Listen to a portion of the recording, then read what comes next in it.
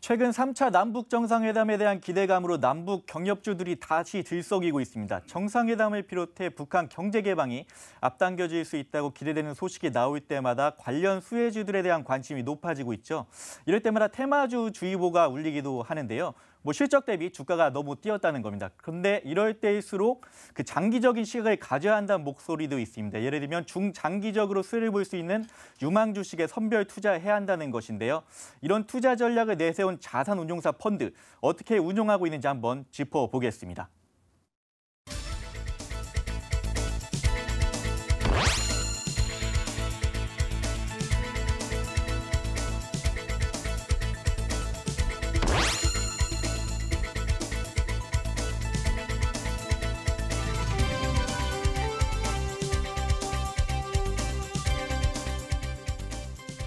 아마 지난주 후반부터 남북경협주에 대해서 다시 좀 관심을 가지시는 분들이 많으실 것 같은데요. 과연 어떤 모멘텀을 들고 정말 어떻게 이 테마주들을 바라봐야 될지 취재기자와 함께 이야기 이어가 보도록 하겠습니다.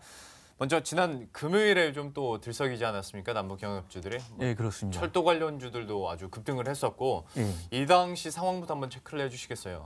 그 말씀하신 철도 관련주를 보면은 엄청 다양합니다. 그 대중교통 시스템 예를 들면 그 승차요금 징수 업무를 하는 것이는데 이를 자동화하는 또 시스템이 있거든요. 네네. 이 사업을 영위하는 상장사 주가가 크게 뛰었습니다. 여기서 볼 수 있듯이 이렇게 철도 관련주가 다양한데 또 다른 업종 종목들을 보면은 철도를 깔거나 기본적으로 철도 차량을 생산하는 상장사 주가는 물론이고 그 철도 신호 제어를 제어하는 시스템을 전문적으로 만드는 회사 그리고 철도 차량 구조물에 사용되는 알루미늄 제품을 만드는 회사까지 주가가 올랐는데 철도 관련주만 해도 이렇게 많은데 그 다른 건설 인프라주는 어떻겠습니까? 예를 들어 또 이제 남북 경협을 했던 현대그룹 계열사나 개성공단 입지업체 그리고 1차적으로 대북 지원 사업이 될 수 있는 농업을 영위하는 회사까지 이런 상장사들의 주가가 그 상반기에 개인 투자자들의 관심을 엄청 많이 받았었죠. 이런 분위기가 또 남북 이제 3차 정상회담 소식이 나오면서 지난주 금요일부터 좀 움직이기 시작했습니다.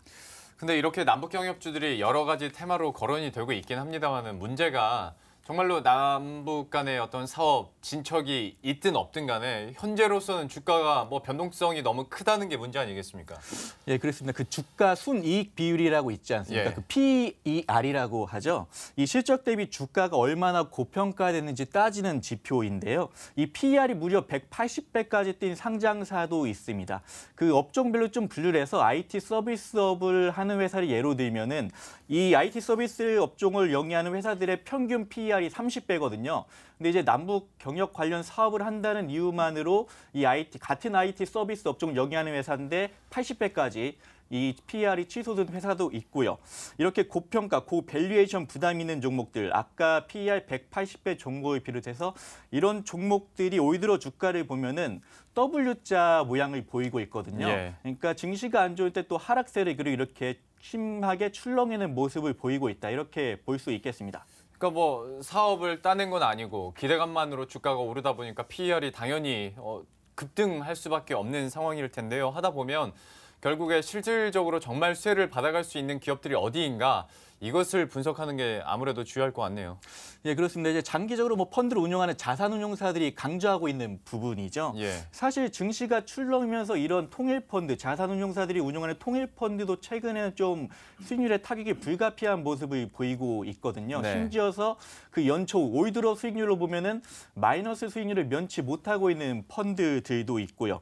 물론 이제 절대 수익률을 봤을 때 그렇지만은 펀드 성과에서 또 중요한 것을 보면은 상대 수익률 아닙니까? 그러니까 벤치마크 그 지수를 기준으로 해서 어느 정도 초과 수익을 내고 있는지가 중요한데 증시 상황이 안 좋을 때는 얼마나 수익률 하락을 방어할 수 있는지 그리고 이런 것들을 이런 측면에서 봤을 때도 긍정적으로 볼 수 있는 펀드들이 있거든요. 이런 펀드를 또 증시가 오르면은 수익률이 개선되기도 하고 또 절대 수익률도 플러스로 돌아서기 때문에 이런 운용 전략을 좀 눈여겨봐야 할 것 같은데요. 그래서 장기적으로 양호한 성적을 내고 있는 통일 펀드들을 보면요. 그 신형자산 운용하고 하이자산 운용이 좀 장기적으로 통일 펀드를 운용해 왔었습니다. 그래서 아까 중장기 수익률을 말씀드렸으니까 2년 수익률을 따져보면 그 지난 7일을 기준으로 보면 신형자산운용 통일 펀드가 2년 수익률이 18.18%, 그리고 하위 자산운용 펀드가 17.73%의 그 수익률을 기록을 하고 있습니다. 근데 통일 펀드 얘기가 나왔으니까 하는 건데요. 이게 실제로 어떻게 운영이 되고 있습니까? 예, 운용사들이 아무리 이제 통일 펀드를 줄줄이 내놓지 않았습니까? 예. 그러니까 뭐 운용 전략이 대동소이한 거 아니냐 그런 시각도 있을 수도 있는데 그래서 네. 운용 방식을 좀 따져 보면은 운용사들의 그 특성, 색깔이 그 통일 펀드에도 묻어납니다. 그 특히 신형자산 운용 아까 말씀드렸는데 이 신형자산 운용이 가치 투자 하우스로 유명한 회사 아닙니까?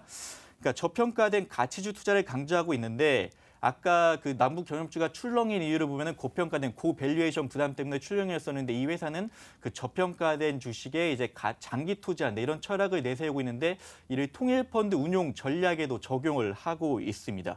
그래서 물론 펀드 운용 보고서에서도 이런 점을 좀 명시를 하고 있고요. 운용사별로 어떤 성격은 드러날 수 있겠으나 포트폴리오 안에 어쨌거나 종목을 넣어야 되잖아요. 네, 그런데 그렇습니다. 아직까지는 변동성이 심하고 넣을 수 있는 종목들도 어느 정도 한계가 있을 것 같은데 이 포트폴리오 변화에 대해서 공개를 하지 않습니까? 예, 이건 그렇습니다. 또 어떻게 그러면 변화가 있습니까? 그러니까 3개월 단위로 보통 운용사들이 홈페이지에 자산운용 보고서라고 해서 그 보고서를 공개를 하거든요. 운용 네. 보고서입니다. 그래서 아까 이제 말씀드린 신형자산운용의 보고서를 그 6월 말 기준으로 보면은 그 북한 경제 개방을 통해 수혜를 볼 수 있는 종목 업종으로 철강, 건설, 건자재 관련 종목의 비중을 선제적으로 확대했다고 설명을 하고 있습니다. 지금 그 표에 보시면은 삼성전자가 일단 가장 높은 비중으로 들고 가고 있다고 하죠. 근데 이것도 이제 최근 들어서 비중을 좀 줄인 거거든요.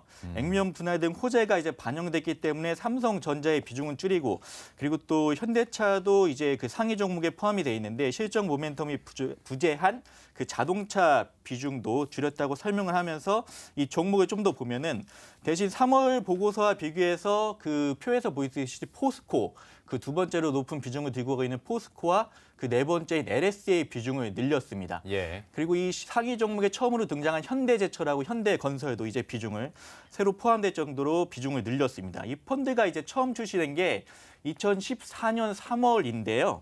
당시만 해도 이제 말씀하셨듯이 한반도 긴장 상태가 유지되고 있었기 때문에 그 리스크 관리에 리스크 관리 중점에 두고 운용을 해왔었는데 올 들어서 이제 한반도 해빙 분위기를 반영하면서 아까 표에서 봤던 그 건설, 건자재, 이제 철강 업종들의 비중을 늘리기 시작했습니다. 예, 이 펀드를 운영하는 이제 펀드 매니저의 이야기를 한번 인터뷰로 들어보시겠습니다. 만약에 북한이 시장이 개방이 된다고 하면 전 종목이 어쨌든 수혜를 볼 것으로 예상은 하고 있지만 그래도 가장 1차적으로 수혜를 볼 수 있는 종목에 투자를 해야 된다고 생각을 하고 있기 때문에 저희 펀드에서는 저희 신용자산의 기본 운용 철학인 저평가된 가치주 중에서도 저희 1차 수혜주로서 저희가 꼽을 수 있는 인프라나 전력 같은 SOC 투자를 하고 있는 기업들에 저희가 투자를 하고 있습니다. 그래서 지금 펀드에서는 이쪽 비중이 한 40% 정도를 차지하고 있어서 지금 들으신 인터뷰 내용에서도 보셨고 또 신용자산운용의 포트폴리오 내에서도 보시면 이제 대부분이 대기업 그리고 인프라라는 공통점을 가지고 있지 않습니까? 아무래도 1차 수혜로 당연히 인프라에 대한 수혜 기대감은 시청자 여러분들도 너무 잘 아실 것 같은데 이거 외에 그러니까 예를 들어서 뭐 그 다음 수혜주랄지 아니면 좀 우리가 시각을 돌려서 남북 경협주의 실질적인 성과가 있을 만한 업종군들 어디가 있을까요? 그 이제 2, 3단계, 아까 1단계를 설명드렸으니까 2, 예. 3단계가 또 있습니다. 그래서 단계별로 이 수혜를 볼 수 있는 업종의 비중을 늘려간다는 방침인데요. 예. 1차적으로는 아까 말씀하셨던 인프라 업종에 투자를 한다고 하지 않았습니까? 그럼 그 이후 단계는 어떻게 되는지 한번 펀드 매니저의 설명을 들어보시겠습니다. 중기적으로는 국채 발행 및 민간 대출 증가가 예상되고 있기 때문에 금리 상승에 따라 금융업종이 또 수혜를 볼 것으로 예상을 하고 있습니다. 그래서 그 추이를 지켜보면서 이후에는 금융주 투자 비중을 좀 더 늘려나갈 계획을 가지고 있고요. 그리고 최종적으로는 이제 인구가 저희가 시장 개방이 되고 그다음에 만약에 통일까지 된다고 하면 인구가 증가하고 그다음에 내수가 성장하고 있기 때문에 이와 함께 이제 11월에 미국 중간 선거가 있지 않습니까? 그러니까 트럼프 미국 대통령이 선거에서 승리를 해야 되기 때문에 좀 가시화된 성과를 내야 한다. 이래서 이제 북한 경제 개방은 그닥 먼 일이 아니다. 이런 분석도 함께 덧붙였습니다. 예. 참 이렇게 남북 경협주들의 얘기를 하면서 앞에서 옥석을 가려야 된다 말씀을 드렸는데 펀드 같은 경우에도 이제 통일 펀드 비슷한 이제 상품들이 계속 나오다 보니까 이것도 좀 옥석을 가려야 될 것 같거든요. 근데 이제 각자 운용사들도 차별화된 전략을 그래서 펼치고 있을 것 같은데 구체적으로 어떤 움직임이 나타나고 있죠? 예, 그래서 운용사별로 이제 펀드 전략을 좀 따져보면 예. 하이 자산 운용이라는 회사가 있습니다. 이 회사 이제 통일 펀드 투자 전략을 보면은 중형주 중심으로 투자를 하고 있거든요. 그게 왜 그런지 따져보면 대형주보다 중형주가 상승 여력이 크다. 그리고 또 글로벌 시장으로 하는 대형주보다는 중형주가 그 경협주 투자에 적합하다는 이유 때문인데요. 예. 좀 더 뭐 구체적으로 들여다보면은 이 펀드는 이제 내수 시장 투자에 주목을 하고 집중을 하고 있습니다. 인구가 이제 우리나라가 5천만 시장이 이제 통일이 된다고 하면 7,500만으로 이제 바뀌는데 이렇게 내수 시장이 확대되는데 주목해야 한다는 것이죠. 그리고 좀 더 투자 범위를 넓게 가져가는 회사도 있는데요. 하나 UBS 자산운용 같은 경우는 코리아 디스카운트에서의 주목을 하고 있습니다. 물론 코리아 디스카운트 요인 중 하나가 지정학적 리스크가 있지만 또 다른 이제 3대 디스카운트 요인 중 하나를 보면은 그 기업 지배구조 문제가 있지 않습니까? 그래서 좀 더 범위를 넓혀서 그 디스카운트 요인에서 이제 지배구조 문제가 개선되면은 배당 등이 개선될 수 있는 저배당 그 개선 기대주 중에 투자한다 이런 방침을 세우고 있습니다. 전략이나 포트폴리오 운용을 하는 거 보면 어떤 남북 경제 협력에서 그치는 것이 아니라 정말 실질적으로 통일된 이후의 상황까지도 어느 정도 생각을 하면서 좀 운용을 하고 있다라는 것을 알 수가 있는데요. 여기에다가 향후에 중국 주식까지 투자 대상으로 집어넣어서 운용하는 상품도 있다고 들었거든요. 이것도 좀 놀랍네요. 예, 그렇습니다. 지금 출시된 이제 통일 펀드는 대부분 국내 주식을 위주로 투자를 예. 하고 있습니다. 그런데 이제 신형 파리바, BNP 파리바 자산운용에서 내놓은 펀드를 보면은 그 투자 대상 범위를 해외 주식까지 늘렸거든요. 그럼 그 해외 주식이 어디냐면 바로 중국 주식인데요.